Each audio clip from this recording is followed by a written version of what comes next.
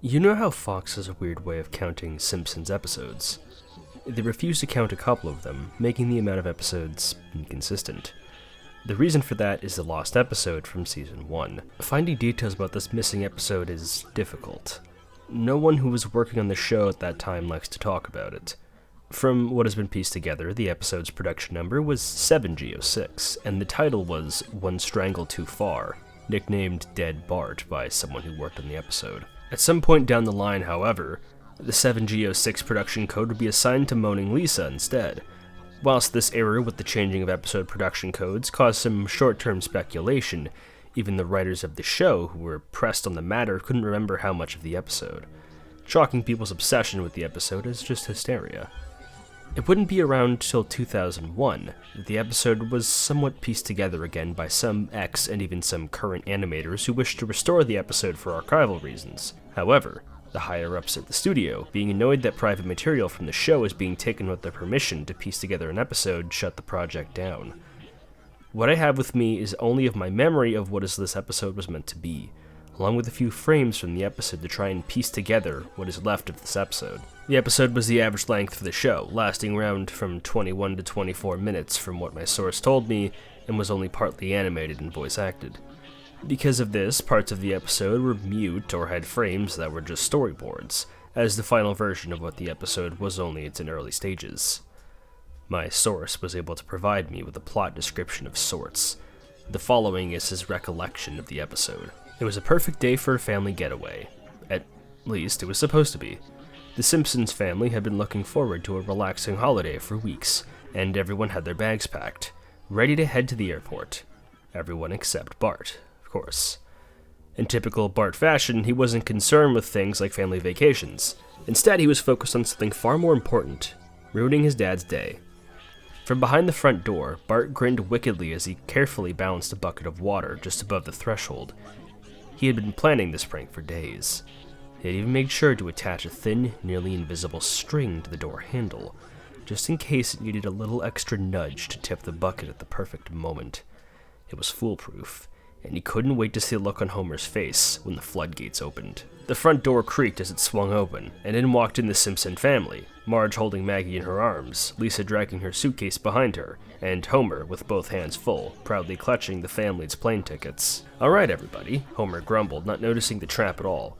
"Let's get going before we miss the flight. I've been waiting for this vacation forever." Bart, hidden just out of sight, suppressed a snicker, his eyes locked on the bucket, a moment of tension hanging in the air. But of course, things never go according to plan with the Simpsons. As Homer stepped forward with a little more enthusiasm than he should have, the string Bart had so carefully set up snapped. The bucket tipped.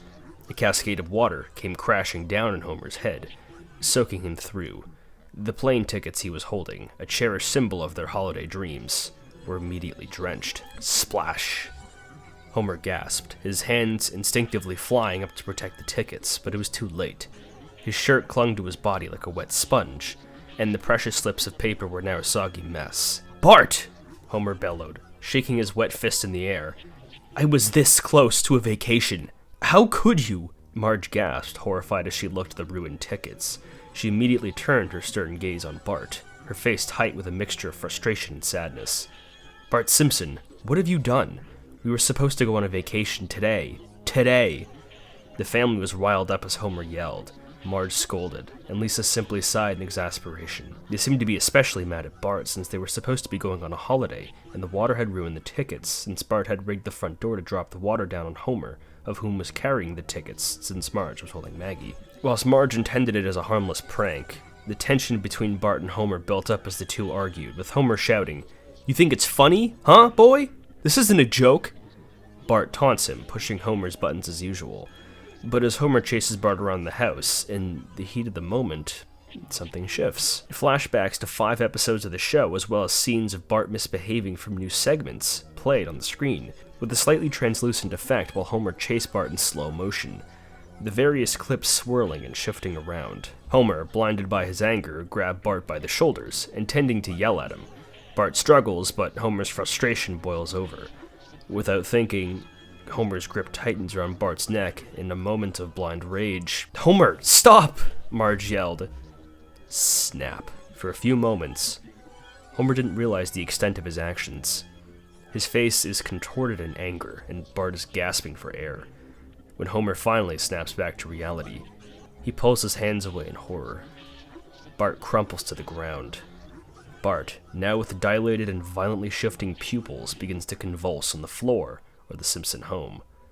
Marge screamed in terror, and Lisa ran in, seeing her brother lying motionless on the floor. Homer's voice catches in his throat as he kneels next to Bart, trying to rouse him, but Bart doesn't move. Marge shakes her head frantically, unable to comprehend what's happened. "No, no, no, no! Homer!" she cries, her voice breaking. Lisa, usually the more composed one, collapses to the floor in a panic, staring at her brother, unable to breathe. Homer stumbles back, his eyes wide with disbelief, the magnitude of what he's done just finally settling in. The next few scenes are filled with the somber aftermath. The family is silent, consumed by grief. The house is quiet except for the occasional sound of Marge sobbing softly. Lisa had retreated to her room, unable to even look at her father. Homer sits in the living room, staring into the space where Bart's mischievous grin once was. He didn't know what to do or how to live with what he's done. The weight of his guilt is crushing him. Homer's eyes had turned red, indicating that this was occurring several days after what happened. In his sleep-deprived state, Homer got up and walked off screen. The scene transitions via various swirls as to indicate Homer has gone to sleep. In his dreams, Homer is haunted, and not even only in his dreams. Strange things start to happen around the house. The lights flicker, items shift around without explanation.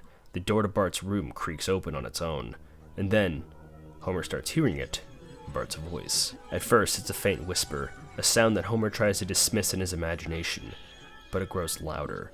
One night, Homer is alone in the kitchen when he hears his son's voice clearly. "Dad." It's soft at first, almost like a plea. He freezes, his blood running cold. He turns around, but there's nothing there. Before the night can get any more rough, something in Homer snaps. The dreams, weird occurrences, and everything else, none of it was making sense. Homer's whole world was beginning to collapse around him, and he couldn't understand why or how. The once bustling town of Springfield felt empty, almost abandoned after what he'd done, with some scenes showing Homer in his depressive state wandering through the now barren Springfield, calling out for Bart's name. "Why is this happening?" Homer would sniffle to himself, still pondering all of what happened. What baffled him the most was before he left the house, he could have sworn both Maggie and Santa's little helper had vanished. However, his top concern was Marge. Why hadn't she called the police yet? Not that Springfield's police were any good in the first place, but Marge was a responsible and caring wife, and mom to Homer's kids. So all of these things happening at once only made him feel more disoriented. How could have I even done that? How could have I haven't even done that? Homer yelled. It's what I normally did to Bart, and he didn't croak then. He almost said in disbelief, but with a tinge of humor. Homer tried to rationalize it. It's just grief. But the eerie occurrences only intensify. Doors across now barren houses in Springfield begin to slam shut, and Homer begins to hear footsteps behind him.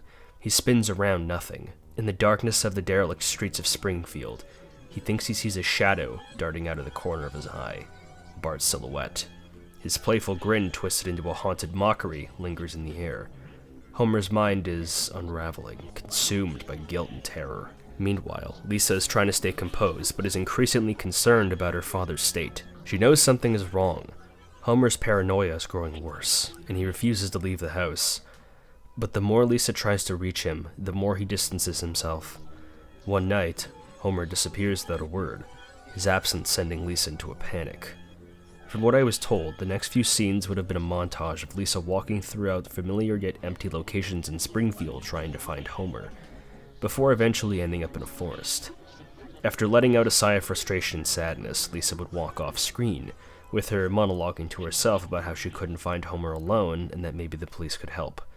Lisa would soon track down Chief Wiggums at the Springfield station. "Wiggum, I need your help. Dad's gone missing and I think he's in trouble," she'd pleads. Wiggum, always the bumbling, incompetent, yet well-meaning officer, assures her that they'll find Homer, but he's clearly in over his head. "Don't worry, kiddo, we'll get this all wrapped up faster than you can say, 'not guilty.'" He tries to crack a joke, but Lisa's not amused. The two hop into Chief Wiggum's squad car, with Wiggum drives with his usual ineptitude. He's fumbling with the radio and taking a wrong turn when, out of nowhere, Homer emerges from an alley, wandering aimlessly. He looks disheveled, his eyes wild, and his face drawn in exhaustion. He doesn't even see the police car coming. Wiggum slams on the brakes, but it's too late. The car hits Homer with a sickening thud. Lisa screams as Wiggum swerves to a stop, realizing what he's done. Lisa scrambles out of the car, her heart pounding as she rushes to Homer's side. He's lying motionless in the street. His eyes are closed. She kneels beside him, her hands trembling as she shakes him. Dad, please wake up!" she cries, her voice breaking. Tears spill from her eyes as she begs for him to wake up. She shakes him again, harder this time, her desperation rising. Please, Dad, you have to wake up." Lisa's sobs echo throughout the empty street, her grief and fear overwhelming her. She looks down at her father, the man who had unintentionally caused so much pain to their family, now lying in front of her, possibly dead. Her hands move to his chest, checking for a heartbeat. Nothing. A long, heart-wrenching moment of silence follows. But then, just as the sound of sirens begin to approach, the atmosphere shifts. Suddenly, Homer's eyes flutter open, and he's back in his hospital room, gasping for air. His heart is racing. The lights flicker above him. He looks around, confused, but everything is too real. It's all a dream. Homer jerks awake in a cold sweat, his heart pounding in his chest. He looks around frantically, realizing he's in his bed. It's 4:30 a.m. The clock reads exactly that. His hands shake as he glances at Marge, who is still sleeping peacefully beside him. The weight lifts from his chest. It was all a nightmare. Relief floods through Homer. He is still in the comfort of his own bed. Bart is still alive. The house is still intact. But Homer feels the need to check. He quietly gets out of bed, his heart still racing from the haunting dream. He tiptoes to Bart's room, the floor creaking underfoot.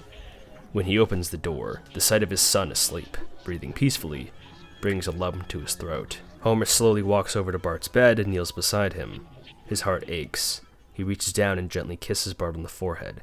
Tears fill his eyes as he whispers, "I'm so sorry, Bart. I never meant to."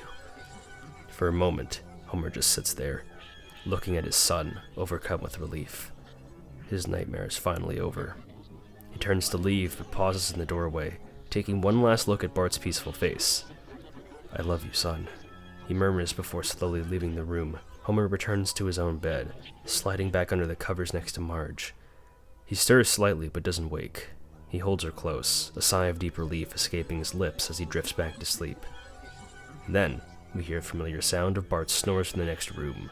The camera lingers in the Simpson house, now peaceful and quiet. The haunting has ended. Homer's nightmare has been put to rest. I think I've earned myself a bit of a reputation for covering a lot of retakes and kind of revised versions of older stories. And it's not hard to see why, that a lot of these are approaching 10 to 15 years old, so naturally the people who grew up with the more famous stories are going to have their own interpretations. And this is another one for Dead Bart. I do have some things to say about it.